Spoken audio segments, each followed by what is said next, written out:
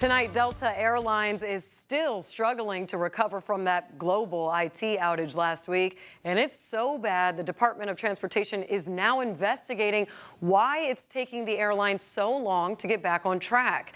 Delta is the second largest carrier out of Memphis, and frustrated passengers, especially in hub cities, say they've had enough. As the travel nightmare drags into a fifth day, word from the Department of Transportation, there's now an investigation into Delta Airlines over the recent flight disruptions and surge in consumer complaints. Delta struggling to bounce back after the Microsoft CrowdStrike computer outage last week.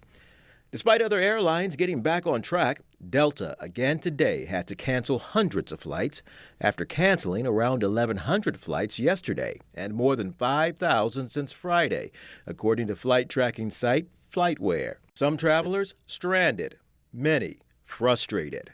We all understand we're subject to computer failures. At this point, you've had 4 days to figure it out. Today, Transportation Secretary Pete Buttigieg announcing the investigation into Delta Airlines on social media to ensure the airline is following the law and taking care of its passengers during continued widespread disruptions. Delta responding in the investigation, saying in part, Delta teams are working tirelessly to care for and make it right for customers impacted by delays and cancellations as we work to restore the reliable, on-time service they've come to expect from Delta.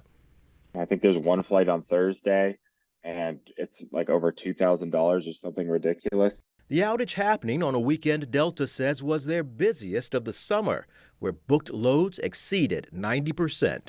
On Capitol Hill, House leaders demanding answers from CrowdStrike CEO George Kurtz, calling on him to testify before Congress to explain how a software update for Microsoft led to what's considered the largest IT outage in history that also affected hospitals, banks, and other crucial systems. CrowdStrike says it is actively in contact with congressional committees. In 2022, 10 of the largest U.S. airlines agreed to a series of customer service commitments in the event of delays and disruptions within the airline's control. That includes things like rebooking passengers at no additional costs.